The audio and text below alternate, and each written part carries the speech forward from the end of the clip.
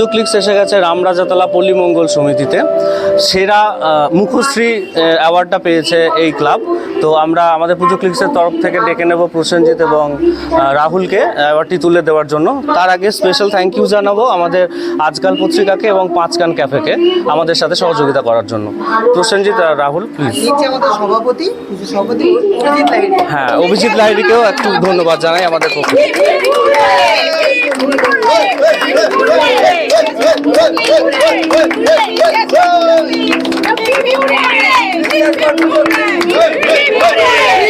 পুজো কি